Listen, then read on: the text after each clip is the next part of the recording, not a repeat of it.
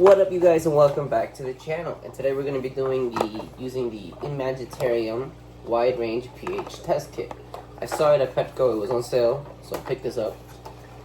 And it's kind of like the I'm assuming it's kind of like the what do you call it, the other one that we have, the API master test kit, but that one's giving me a bunch of different mixed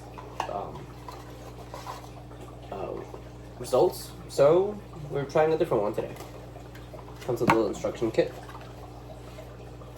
See, and this comes like a nice little plastic. Doesn't look like it'll get water damage. There's a little instructions here where you want the pH test. Read instructions carefully. Do not introduce test solutions into aquarium itself. You need to fill the test.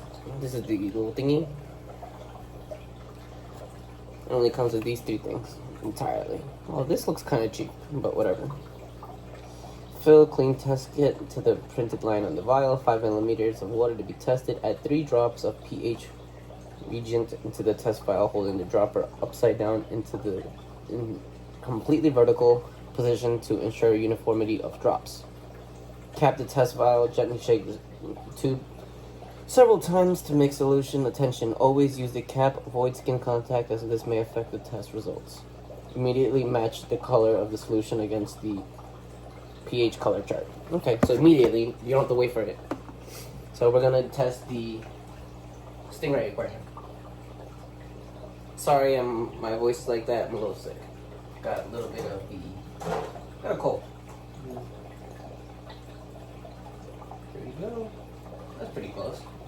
Pretty spot on, actually. Where's the camera line? There it is. Anywho, I'm gonna try to dry it up as much as I can without dropping the test tube.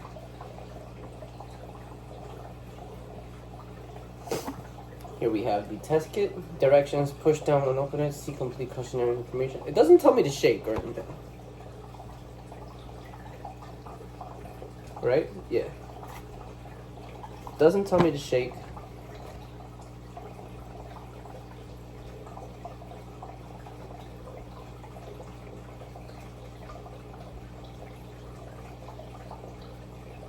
Yeah, it doesn't tell me to shake this thing. It does tell me to shake that, but not this. Ironically, I have misplaced the cap already.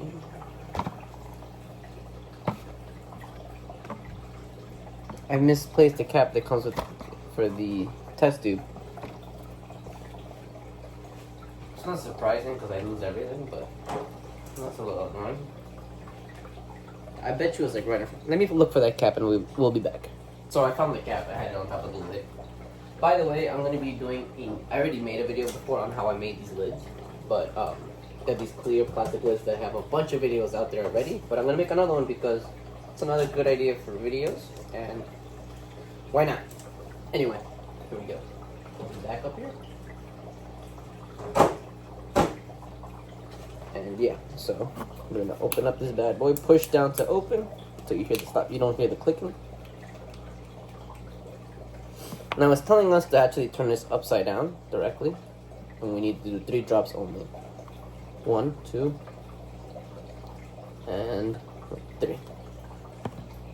Push the cap on.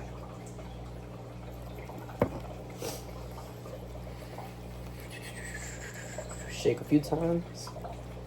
We got our color, and it says we can test it against this immediately. Now it looks more like the yellowish greenish, if I'm not mistaken, in between these two. And we're about a 6.3, more or less around between 6 to 6.5, which is fine. I do have a lot of driftwood in this aquarium, and it's due for water change anyway. But that was the result we were looking for, anywhere between 6 to 7. We're fine. So yeah, it works. I don't really have something to test it against, but I like it. Something different from the pH one that I was using before, from the master test kit that I have as well. Again, that one was giving me some problems, so I'm trying this one now. I will let you know with more results if this changes or anything, if I have any problems later on, but for right now, it works. So let's talk about the Imagitarium wide range pH test kit. This is a Petco brand, to be exact. It does have the option for fresh and salt on it. I think the only difference is that the salt is 0.5 less on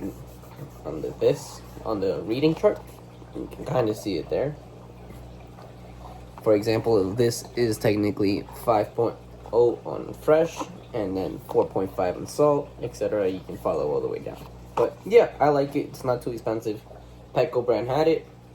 The API one I was using gave me a little bit of a problem, so we're gonna start using this one for right now. I also have a automatic one that tests those type of things out. But I did want to mention I didn't have any problems with API until recently, so I forgot to talk about what I feel about it, how I feel about it. I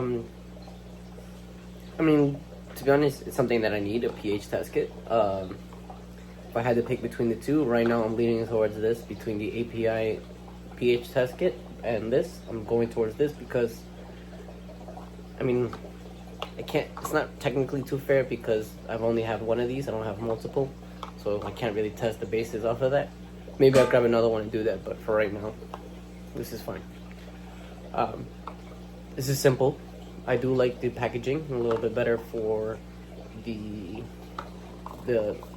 whatever you want to call it, the thing you're comparing it to, this little label thingy.